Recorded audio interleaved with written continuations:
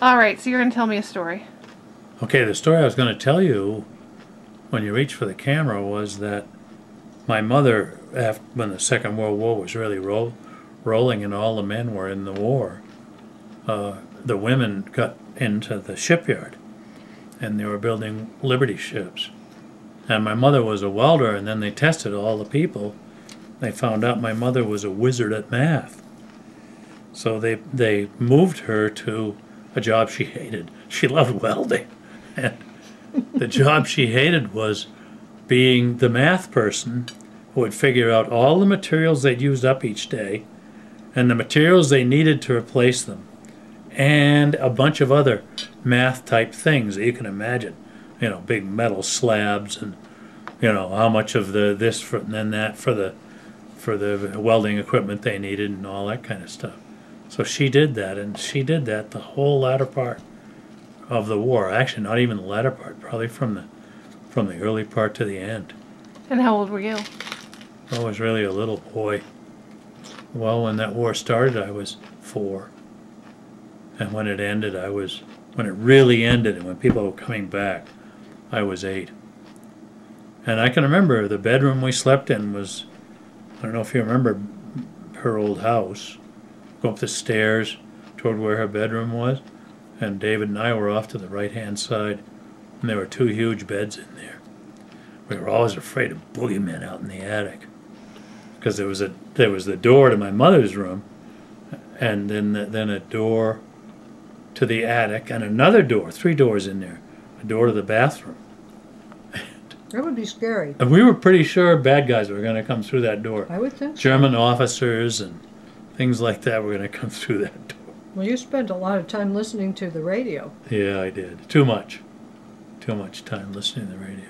What did you listen to on the radio? Oh, the war. You know, the news. And you were at Aunt Edwin as part of that time? Yes. But Well, I was the down war? at Aunt Sally's, too. I can remember the radio they had a funny thing that went like this on it that had to do with the reception you were getting. And I remember sitting down there listening to the beginning of the war. I was really little then. And I'd gotten out of the foster home, and my mother was down there, my brother was down there with Aunt Sally and Cousin Zilpha, and I listened to that radio. And I literally would sit right there listening to the radio and what was going on, just praying that things would get better. And there was a heat duct here, like this, on the floor, and I'm listening to the radio, and down there I could see this black guy shoveling coal. And they had a man, very nice man, who would take care of the coal that came down through the chute into the cellar and into the bin and shovel it into their furnace. And he came by every morning, you know, at a certain hour, maybe 8:30 or something like that, and shovel for an hour. Then off he went, and they'd pay him each week, and it was a different life. It really was. And there were apple trees out front. Oh, here's a story. This is in the book that you will soon hear about, I think, if all goes well. When I was a little boy, in fact, the first snowstorm I can remember when I could make a snowball, I was out at the end of the driveway in Yarmouth, Maine, throwing snowballs around, and all of a sudden I thought I'd throw one at a car, because I think I'd heard somebody talk about throwing one at a car. So I wound up and threw one at a big black limousine, and it stopped. And I ran away. I figured, oh, I'm in trouble now. I hit a big black limousine. And the chauffeur dodged through the snow, and he caught up with me, grabbed me by the ear, took me in to tell my mother that I'd thrown a snowball at a car. And I was very much chastised. Well, I'm down in Duxbury now. And I've gotten out of the foster home for 2 years. And there's a little girl next door who was kind of wild, living next door to Aunt Sally and Cousin Zilpha. And she wanted to throw snowballs at cars. So me, you know, being a jerk that I was and am, I went out and packed up snowballs.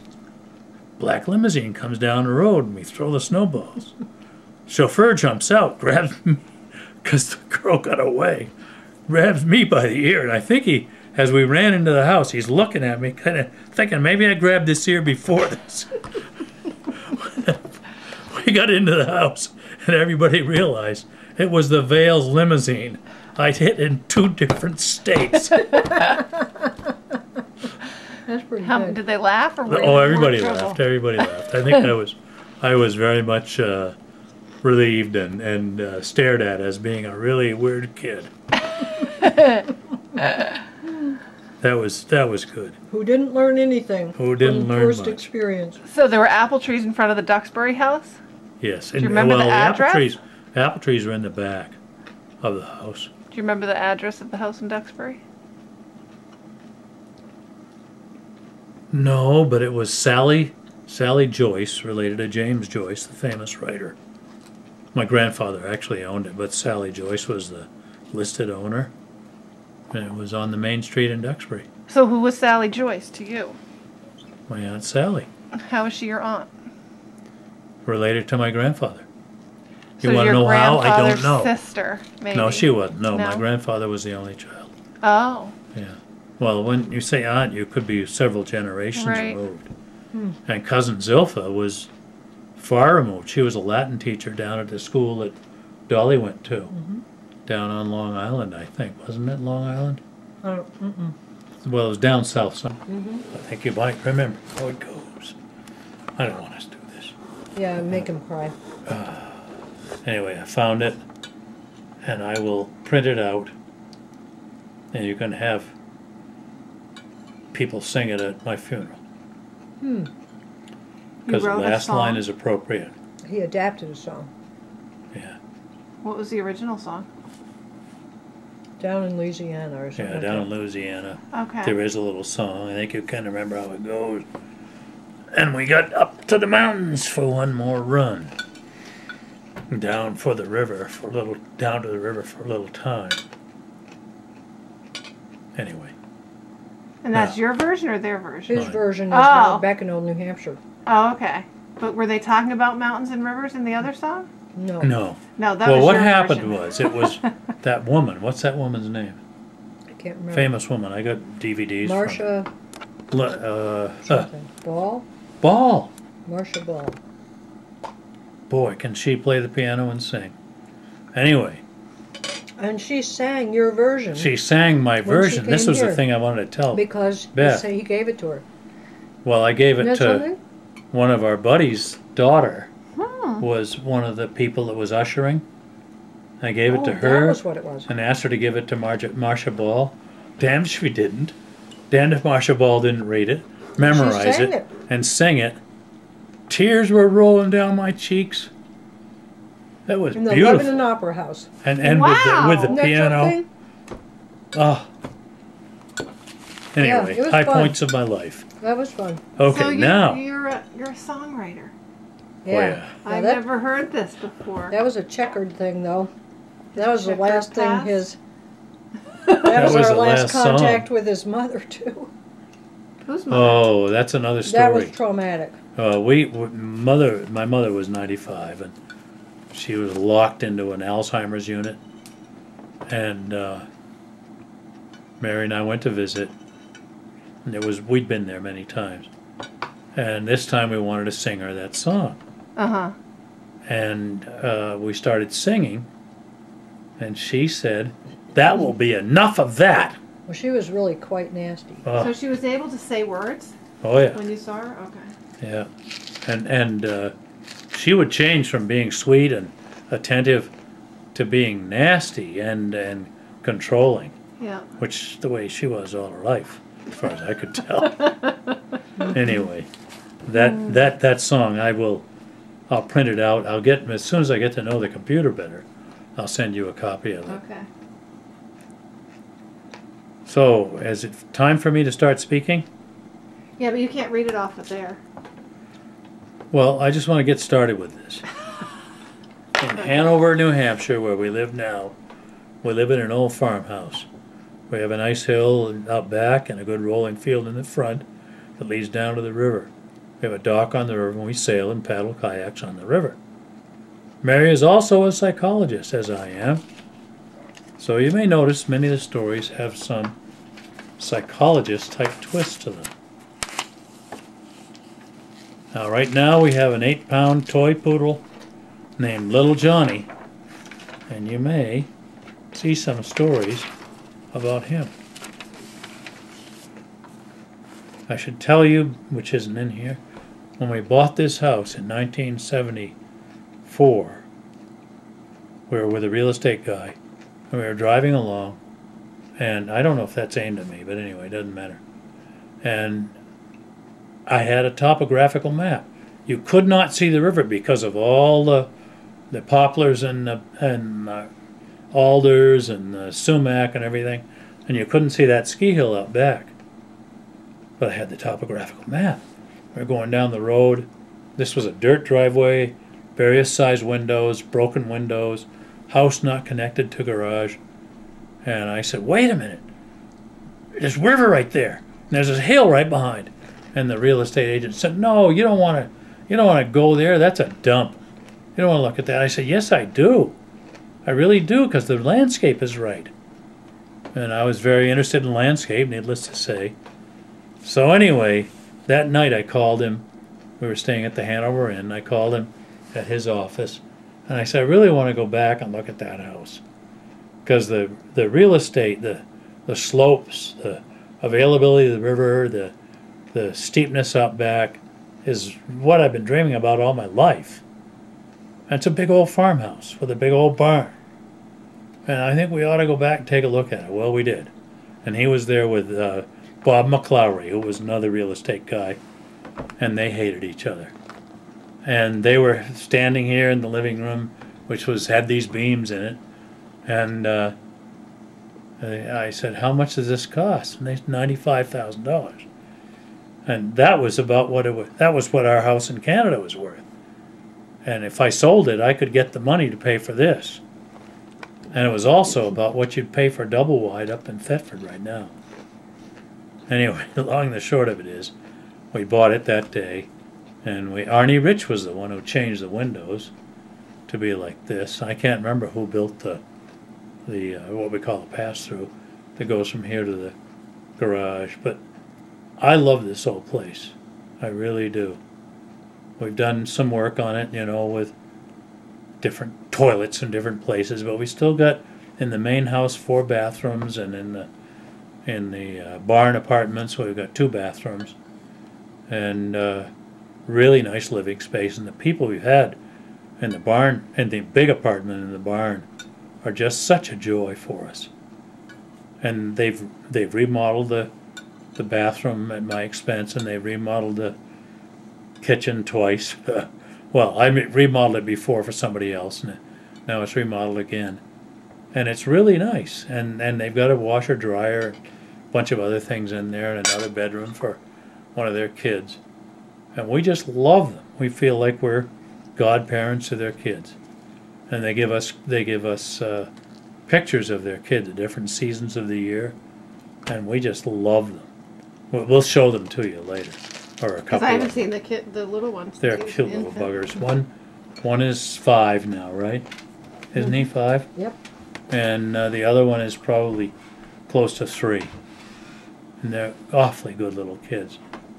Here are the youngest and the oldest. We got those Oh, for wow. Valentine's. Aren't they I cute? just saw those. I didn't think about who they were. That's Charlie. Oh my gosh, he's not a baby anymore. No, he's a 5. Oh boy.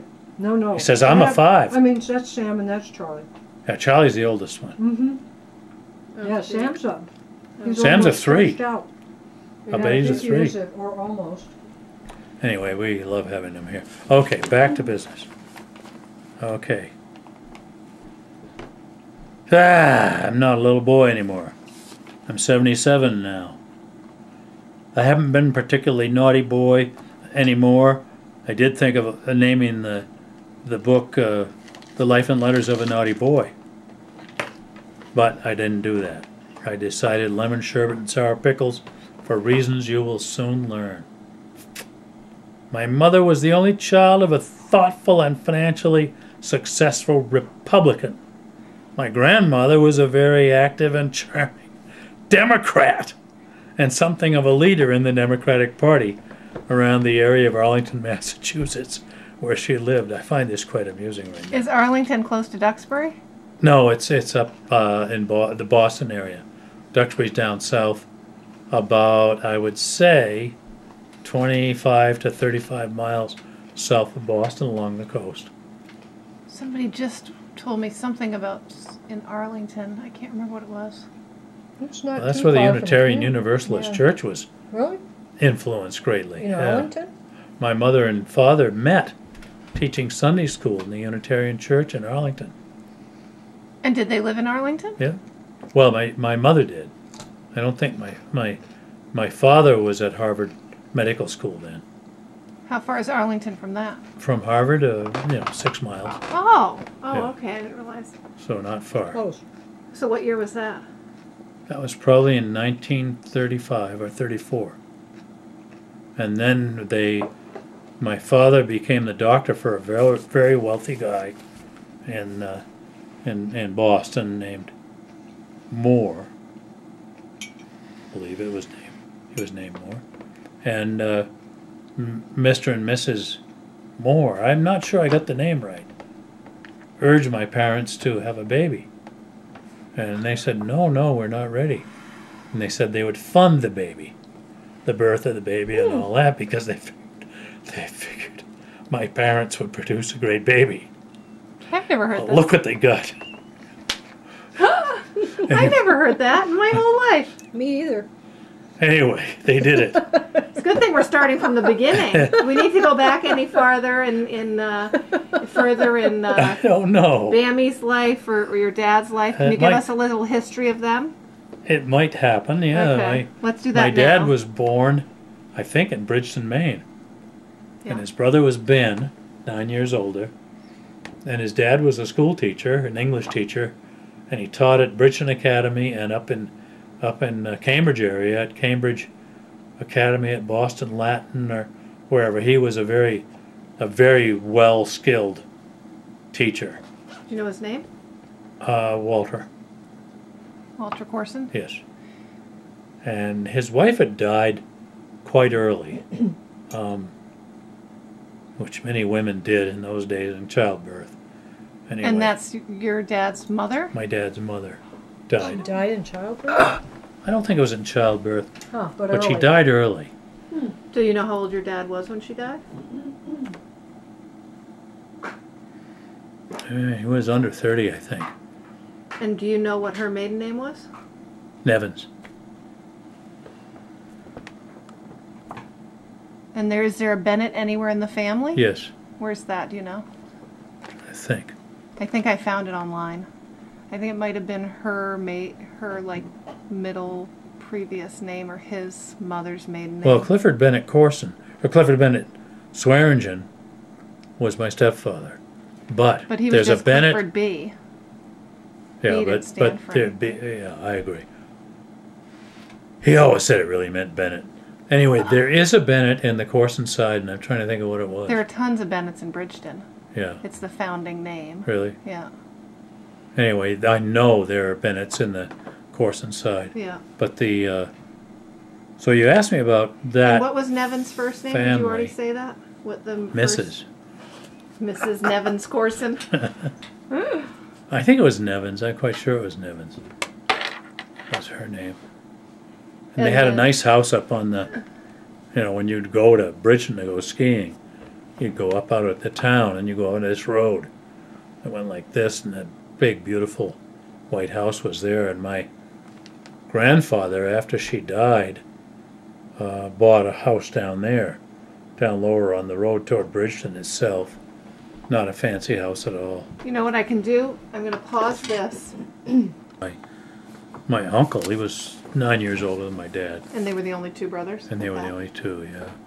And Ben B. was a professor of chemistry and was part of the nuclear energy Manhattan Project. And he taught until he was 96. For a while he taught in Costa Rica and various other places, and he's published a lot of things. And he's the one, when he was teaching at Middlebury College over here in Middlebury, Vermont, discovered mustard gas by mistake. And he and his technician got sick. And that was used extensively in the First World War. And he was by mistake, I'll tell you. He didn't mean to do that.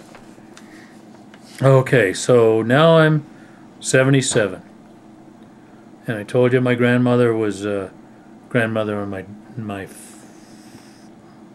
mother's side was a Democrat, and my grandfather on the mother's side was a Republican.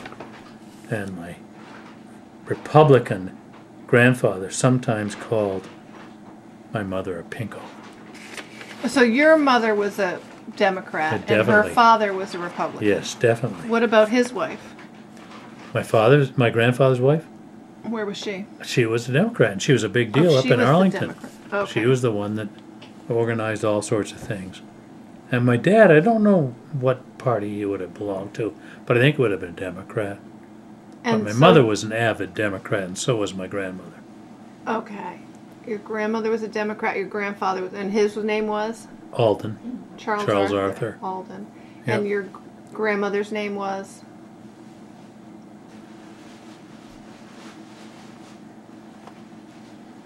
Boy, I should know. Gertrude?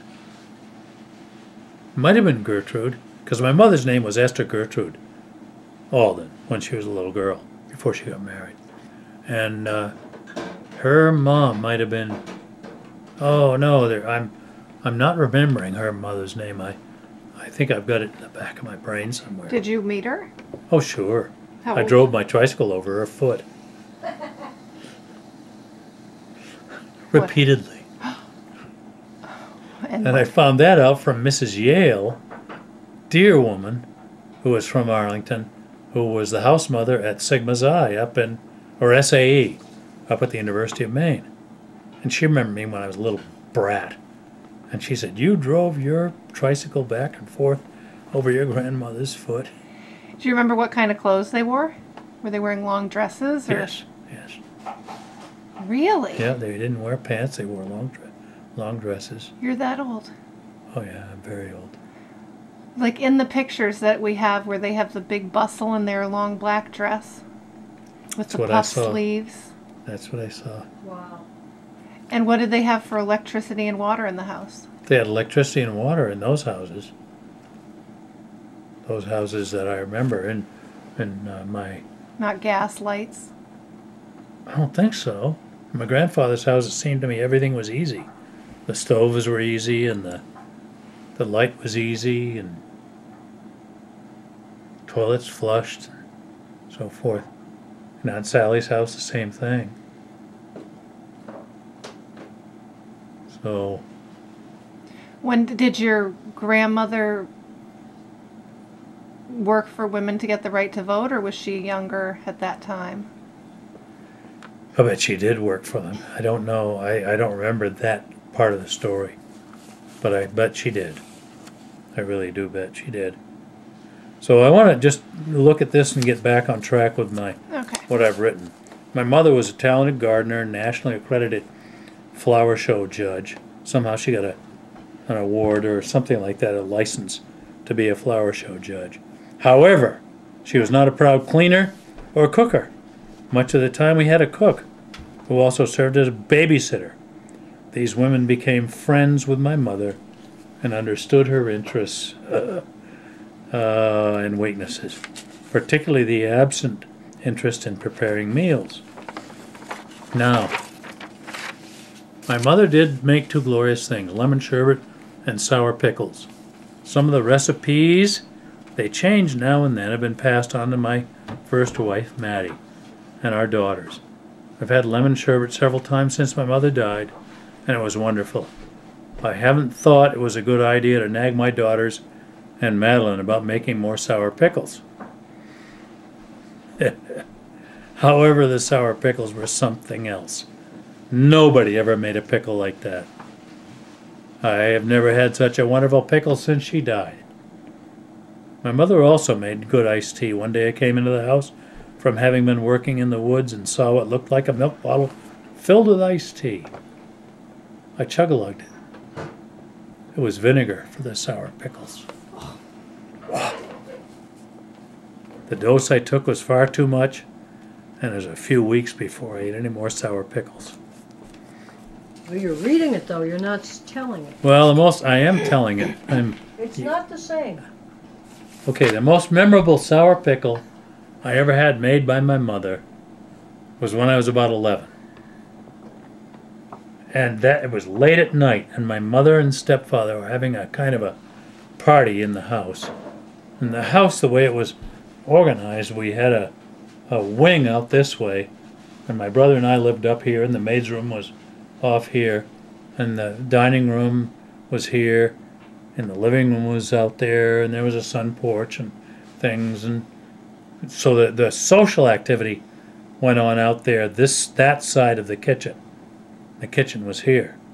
So I was sitting outside the kitchen on a little milk box, a little metal milk box, where the milkman would deliver milk in the morning. I'm old enough to remember that. You are? We got one out there, an antique one out there. Anyway, I was sitting on the milk box looking up through the trees, and I was thinking about infinity. And I mean it. My mother eventually made fun of that.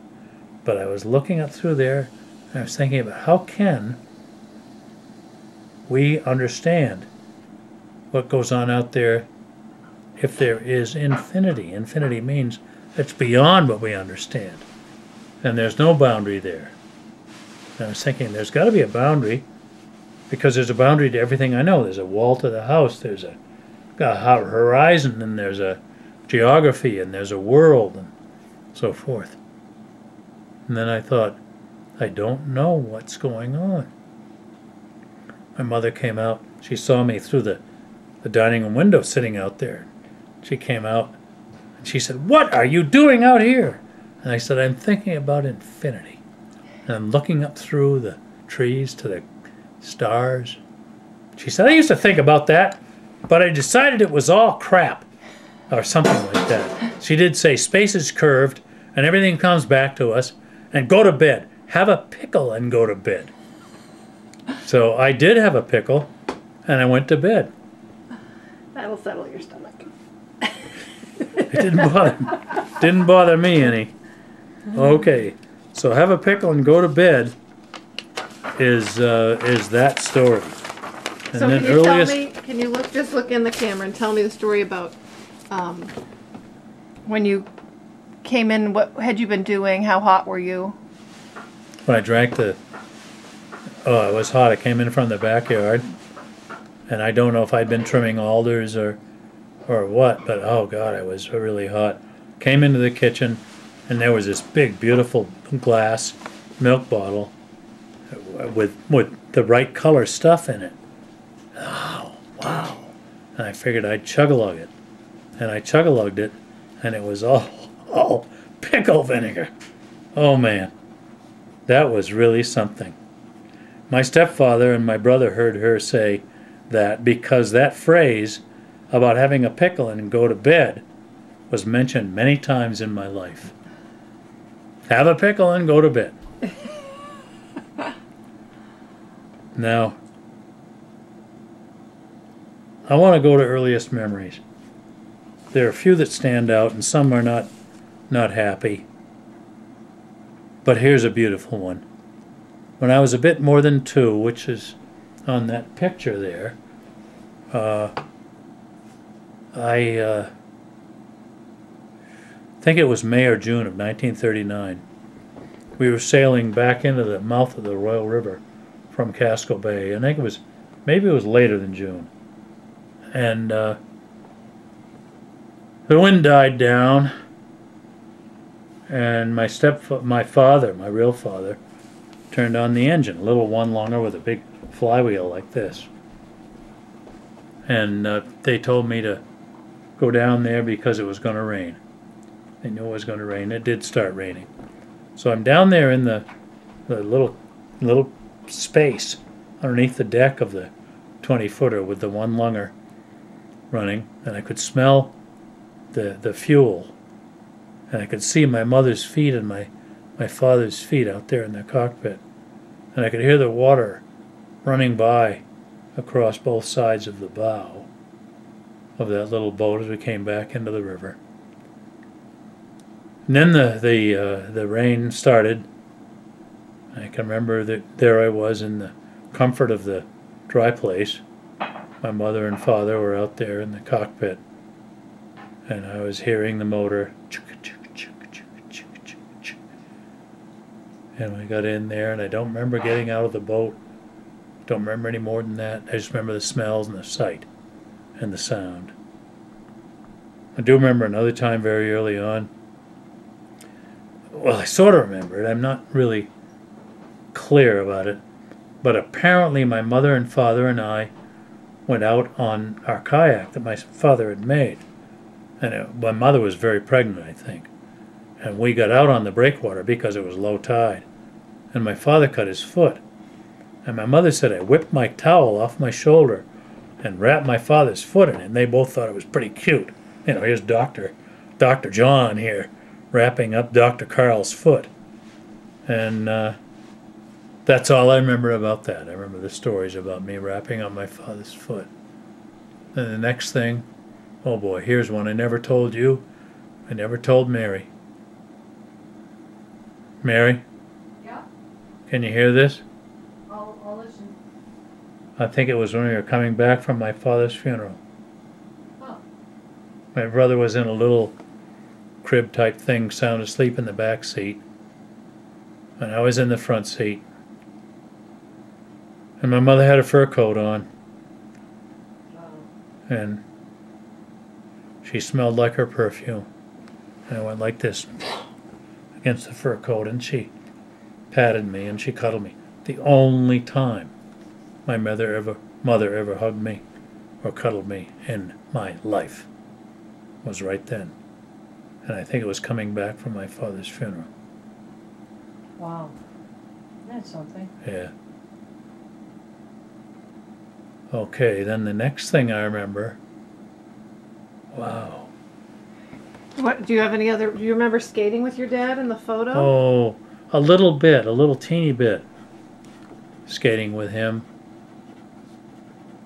Oh, I remember another time with my father. In the bathroom, they had what looked to me like a huge tub, like almost a swimming pool. And he ducked under the water, and he'd stay under the water, and I'd pound on his back to get him to come back up out of the water.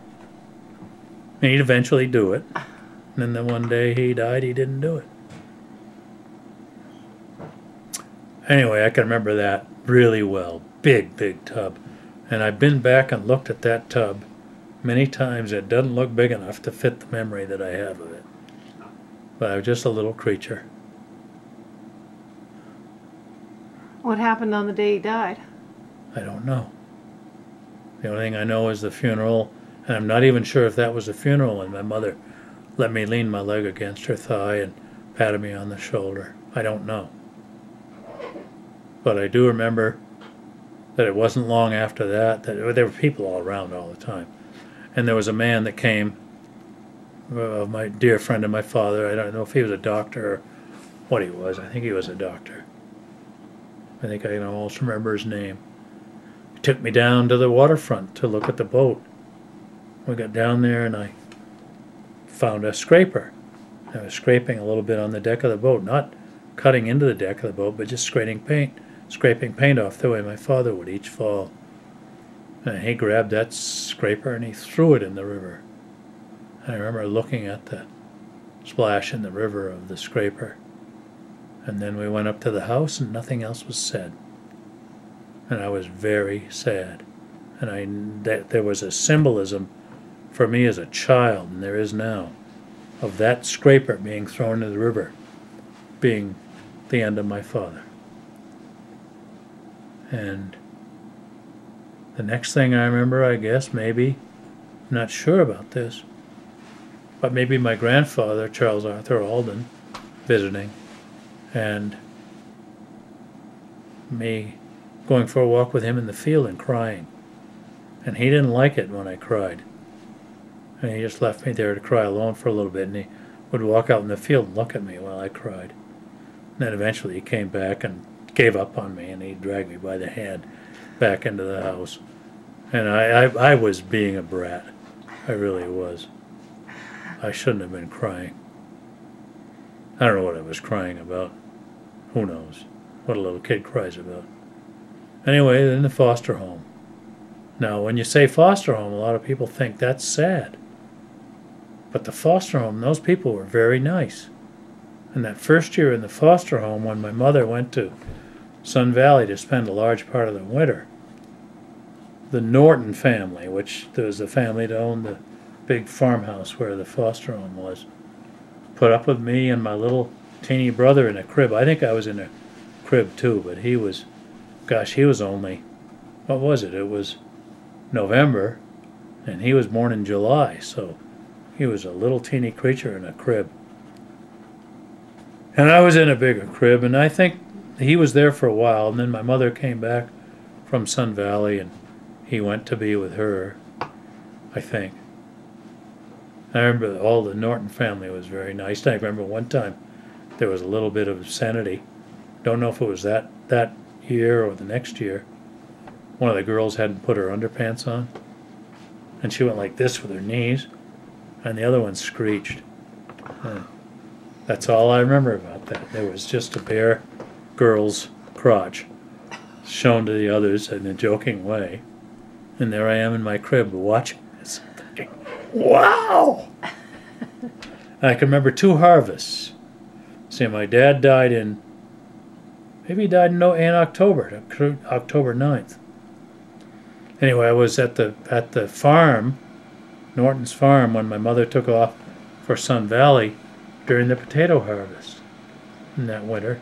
I was there in the potato harvest for the next winter, and all the Norton family boys and the neighbors they would hire would be out there harvesting. And I don't know if it was all potatoes, but that's what I remember, because they plopped me down in the middle of the potato area, and I dug potatoes out and I polished them on my pants and eat them like an apple. And there's a more recent story about that. I love raw potatoes. I dug them out of my mother's garden as well when I was older. And then one day, one of my clients, who was a famous fruit and vegetable grower who entered all his stuff in the county fairs, he brought some potatoes in for us. So I grabbed one and I went on my pants, and I bit into it, and I looked at it, and there was an area in there that was sort of purple. Lo and behold, what was that disorder I got, Mary? The what? When I ate the potato with the purple stuff? Colonergic response. Colonergic response. I just barely knew how to get to the hospital. I drove there, and I can remember struggling to find out where it was. What happened? It shut my brain down. Was it because the potato was purple? Because the potato had cholinesterase, Mary? Mary! She's not there anymore. Anyway, it had something in it that caused a cholinergic response, which screws up your brain. And is that common for a potato? no, not it wasn't when I was younger. Potato was just as safe as an apple. Uh-huh. But now it isn't safe anymore when it's raw. So you got to cook the heck out of it to get That's it so it scary. won't do that to you. Anyway. So if I bit into a raw potato now, that might happen to me? Oh yes, don't do it. Don't do it. Is it because of pesticides and stuff? I don't know. Hey Mary, Yeah. is that response because of pesticides? It's hard to know exactly what it is, because there used to be green in potatoes. It's from the greenness in potatoes. But they were purple. They used to always tell us, don't eat the green potato chips. They're from the poisoned potatoes. Right. Well, there are natural poisons in in the nightshade family crops. And I'm assuming that's what the green, when the chlorophyll starts coming out. It was really more purple or blue. Well, I don't know what that was. Could have been green. But anyway, I don't know if that guy even used pesticides. I don't know. He grew it in his own garden, right? Yes. He might have used pesticides. It's hard to know. I don't know. Things are different now than they used to be. I mean, and you always want to eat organic potatoes now because They suck everything up. Well, not only that, but they apparently inject them with fungicides or some kind of thing that will inhibit the growth of sprouts, and they put fungicides on them, and they put pesticides on them, and then they do some kind of weird gassing on them after they've been picked. It's just awful. Because I used to think the root crops would be okay, but you really don't want to eat potatoes that are not organic. Yeah. At I would least think not the root frequently. crops would be the ones sucking up everything from the earth. Well, you may be right about that too. Yeah, because it gets in there. Huh. I'm almost ready to come back in. I just had to get my stuff put away. Have you missed any stories? Well, the potatoes that I harvested for 2 falls in a row at the foster home were good. They were really good. I ate them up. And What about raw tomatoes? I don't remember eating any tomatoes at all. When you were a kid in your mom's garden, did you like to shoot little Oh, yeah, I'd tomatoes? eat corn, too. The ones I remember are corn and potatoes Yeah. in my mother's garden. I'd get corn off the, she'd have us, me and David, harvesting stuff. And we'd take a little branch off and eat some stuff during the harvesting. What about berries? There were berries. There were, oh boy, you've heard that one about blackberries.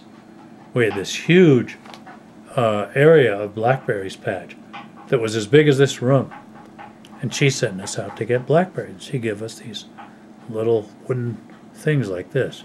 Go get blackberries, but don't eat any. Well, Right. we'd come back in, we'd give her the blackberry thing, it'd be all full. Did you eat any? We'd say, nope, and it'd be all purple. We were lying little buggers. Oh dear. Well, What about the guy with the pitchfork? oh wow, it was after my dad died. And I went out to the garden in back of the house, and there were brothers working out there. And they didn't want me to walk on the garden, but I think it was just, how kids do to other kids. Don't you walk on the garden, or I'll throw that pitchfork down through your foot. I went like this with my little sneaker, and they threw it. And then I did it again after they picked it up. Ah! Through my foot. Right through my sneaker, right through the top, right through the foot, right through the bottom. Pulled the pitchfork out. They were horrified. And my mother and another doctor, and I don't know what doctor it was, I don't think it was Dr. McDonald, scrubbed my foot. Seemed like all night long, and that hurt terribly. Pre-tetanus shot. Pre-tetanus shot. Oh, God, that was awful. No, because Raymond Banfield's brother was 12 years old when the caps went off in his pocket, and he died of lockjaw Really. from that. And that's, a superficial wound. You had dirt, pitchfork, Everything. rust, the whole Right thing through go there. right Manure, through. probably. Manure, yeah. Yeah. Anyway, they scrubbed it. I didn't Yeah. get sick. Okay, I want to tell you a couple of other things. I remember being on skates with my dad, and it was on a pond where he made the pond by damming up some water from a stream that came by our house down toward the river. It was a lovely little pond. I can remember after my brother was born, I think it was after, my mother had a miscarriage, and she was in the hospital. I think my brother was being taken care of. Could be wrong. Could be the miscarriage came before my brother. How far And apart are you? 2 years and 10 months. Okay. Okay, and then anyway, we were in he had a black Buick convertible. And we were in his car going to the office where he worked. And they didn't have any car seats then. And and I would go like this because the sun was bright. And we were going south, and the sun was out of the south. And every time we'd stop at a stop sign or a stoplight, he'd reach out like that with his arm to keep me from falling over and bopping my head. But he also bugged me about keep your eyes open. Don't do that. Don't close your eyes. Because you need to see where I'm going to stop. Well, anyway, we had that war going on. So is that the car you remember him always having? Yes. But now I remember a story thinking where You're welcome. I thought that he grabbed his chest and fell into the trunk. True. And there Just were gonna golf do that. clubs. Oh, okay. Just going to do it. Thank you. But do you remember that actual event? Yep. Yeah, he's trying Okay. to reconstruct it, and he thinks that maybe that was a precursor for the big one. Oh, I okay. say, I Maybe think I earlier remember in a the day. time when we got home and he got out of the car. We got out of the car, both of us. He reached into his trunk of the car to get golf clubs, made a noise, and then collapsed with the upper part of his body into the trunk. After a very short while, he stood up, left his golf clubs in the trunk. I can remember that. Closed the trunk and walked with me back to the house. And I think that was maybe the day that he died, or the day before, the night that he died. Now, earlier you were telling the story about the bathtub. Yeah, that was long before this. But you said, but then you were hit on him and he would come up. Yes, But you said after, when he died, he wouldn't come up. I What said did you that, huh? mean? I think that was a metaphor. Okay. That was what? A metaphor. Because I never hit on him after he died. Okay, so it wasn't... No. Well, I'll go on and say my mother was completely devastated. She'd been working on some photographic touch-up business, which she did beautifully with a big thing on stilts that would sit up over a light. Yeah, tell me, who was she working for? You told Bacrock. Bachrock. Yeah, I remember that. Yeah. I think after my father died, she stopped doing that. There was a story that you told where she was doing some retouching, you felt, in the maybe living room area, and the nanny or whatever kitchen lady brought you in because you had said the goat truck thing, or you had done something you'd gotten in trouble for. So, but you had said one time that she was retouching, you thought, at that time. Could have been. Well, that whole story about the trucks, I'd been down at the farm, Crossett's farm down the road, and I heard them say, "Fuck a nanny goat." And so I came home and I was playing with Bread pans. bread pans on the floor of the kitchen. Crashed one into another. "Fuck a nanny goat!" She grabbed my ear and she picked me up off the floor and took me in to tell my mother what I'd said. I looked up on the wall and there was a lantern. I knew I was in deep trouble. And I figured nanny goat was the bad word, and I said, "Fuck a lantern." And what'd they do?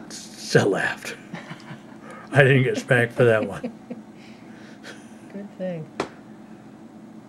Anyway. Oh dear. My father obtained a huge insurance policy from his friend Bob Alexander, who is why I'm here at Dartmouth, by the way.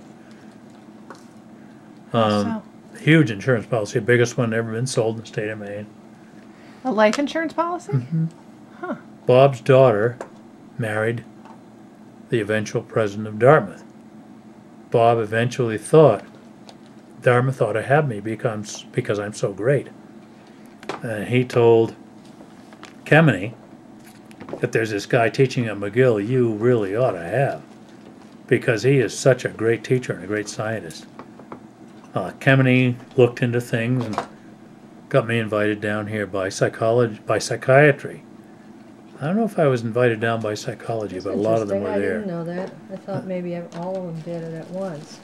Anyway, there was a big meeting, full room, 35 people to 55 people there, and I gave a speech about my work. I didn't think anybody was understanding it the way they looked, and two people understood it, Peter Howery and Matt Friedman. And I was hired really quickly. And the people that I interviewed that were nicest to me were Hugh McNamee and Henry Payson.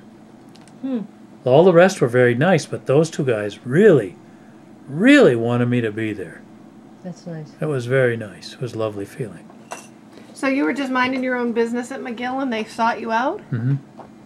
And did you, when you came down here, were you able to do the same kind of research you did up there? Yep. What kinds of things did you do for research? Oh boy. Now, if you look at my CV, which is a curriculum vitae, you'll find all sorts of papers I published, mostly with rats as subject, and then I got to Dartmouth and I started doing studies with people as subjects. And I'd done some at McGill, but not a lot. And my research at McGill led me at McGill to be the head of a thing called the Behavior Therapy Unit up at the Allen Memorial Institute, which was the biggest psychiatric hospital in the area. And I had 22 people working for me, and each Thursday we'd get together. Do you need And paper? what's that? Sorry. Somebody Each said Thursday. something.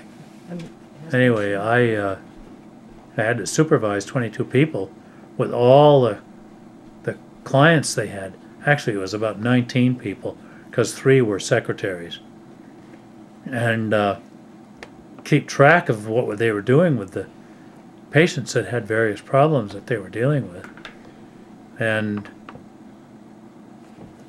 if you read any of the books that I've written, you'll see a thing called the flow diagram. Yeah. And the flow diagram is where I describe a client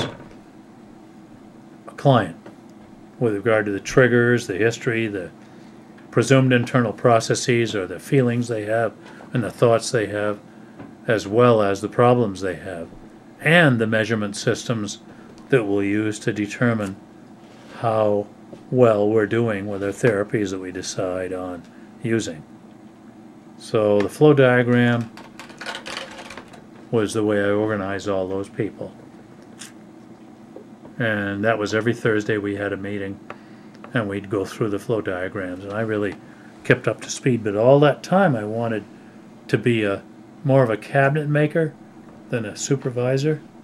I wanted to see the person and understand the individual. And I know it sounds small because, you know, your salary goes down when you do this sort of thing, and your prestige goes down when you're not the, you know, the chief professor of something or other, and you're just a professor doing work in the trenches. But that's what I wanted to do. I know it's weird. And I turned down 2 jobs at that point. I don't know if I ever told Mary about this. I guess maybe I have. Mm-hmm. There was a job as there was a company in New York that was a headhunter company that looked for people to lead universities and departments. And there was one at a college in New England, I think it was St. Mary's in the Mountains or something like that, that was looking at me and 2 other people to be offered the job of president of that college. And then there was another school as well. I can't remember what it was. But anyway, I decided, I knew immediately, I didn't have to decide, didn't want to do it. I wanted to be a cabinet maker instead of a supervisor. So, big turn in my life happened then. I'm not sad about it. I could go on with this little outline here. Talked about my father's father, who was an English teacher in Boston and Bridgeton. He died shortly after my father died. My father's mother died quite a few years before. My father's older brother... You didn't know her, did you? No. Also went to Harvard and became a chemist.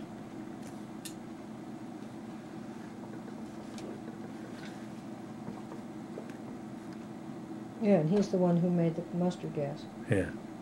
And he lived to be quite old, about Yeah, 95 96, or 96. 96 at least. Well, when my father was alive, he bought a pig. A really big pig. And I named him Ferdinand. Like Ferdinand the Bull, but Ferdinand, because I was a little kid. Right after my father died, my mother contracted with the Doyle family, a family of local farmers, to come and get him. His name, as I said, was Ferdinand. Ferdinand the Bull. I remember being very sad about that, watching Ferdinand being led off to the farm tractor and living down there, and I looked into his pen every time I went by. Kind of like Charlotte. Yeah. But years later, I was able to visit with Ferdinand, and Ferdinand gave me piggyback rides. Oh, you did it too? Oh, yeah. But when I got too big for Ferdinand, he gave my brother rides. And my little buddies, Timmy and Pete, and I would sit with cowboy hats on the railing of Ferdinand's pen. And my little brother with my little brother with his cowboy hat would ride Ferdinand. And Ferdinand would go like that. And we'd, yay, ride that bull. And Ferdinand and my brother seemed to be having a good time. Did you have any kind of rope on him for your brother to hold on to? I don't think so, but I don't remember. My brother rode him very well, though. Maybe we had a rope. I don't know. Did he ever land in the mud? Oh, my brother? Oh, yeah. Yeah. Were you the ones who first put him on top when he was about a year old? Oh, no. He was ready to go. He was big enough? He was big enough and eager. Eager? Yeah. Well, you know how it is. I don't think he was forced to get on that pig. Okay. I think he was ready. Well, here are these 3 big guys that he admires sitting on the railing, Right. cheering him on. Well, and having provided modeling ahead of time. Yeah. Kind of like when Zeke learned to tinkle really in the toilet. Oh, yeah. Well, that's not a story that's in the little book here. I know. We were trying to toilet train Ben. And Ben was not a willing toilet trainee. And Zeke watched. This was up in Dorval at a little brick house that we owned there. And Zeke came into the bathroom to watch. Zeke wasn't any more than, I don't think, than a year and a half old. And Ben did not go tinkle in the toilet. But after Ben got off, Zeke said he wanted to try it. So he got up on a little plastic thing like this that sat on top of the toilet, and he tinkled in the toilet. And Maddie and I were so thrilled. We gave him, all the approval we could give him. Ben was shamed into being toilet trained. Just then, Ben learned to tinkle in the toilet, and Zeke never tinkled elsewhere. So that was quite a deal. Toilet training by shame. Yeah. Mm-hmm. My great-grandfather's eyeball. Have I told you that one? Go for it. Okay, well, I lived with my Aunt Edwin. Oh, there's another whole story there. Huge stories. And a house here. And up there was the house on the same street called the Wadsworth's house, which my grandfather also owned. And my great-grandfather lived there, and the Wadsworth looked after him. They gave him food, and they took care of him, and it was a big old wooden house. My grandfather had been the head of the team on our Atlantic coast when the transatlantic cable was being set up. Huh. Now, when I lived with Aunt Edwin, who I will describe later, I hope, my great-grandfather lived up across the road in a house that my grandfather owned, as I've said, and he was taken care of by the Wadsworth family. He'd lost his right eye somehow, and I don't know how. Whenever I came up to visit my grandfather, Mrs. Wadsworth would tell him, now don't show that boy your eye socket and don't show him your jackknife. And I don't know why she didn't want me to see the jackknife, but the eye socket was something else. However, each time I visited, right after Mrs. Wadsworth went back into the kitchen, my grandfather would particularly quickly show me his jackknife, and then he would say, "Watch this, boy." Hey, he'd pop out his glass eye. It made a fairly loud noise. Apparently, I also made a noise when I looked into the socket. These noises caused Mrs. Wadsworth to come racing back from the kitchen to see if he had shown me his eye socket. He quickly put the eye back in the socket. It was there when she walked in. She asked me, had he shown me his eye socket? And I think I lied. I think she would have heard the... I don't think it was that loud. Okay, I already told you the foster home and the potatoes. And I need to change the tape. All right.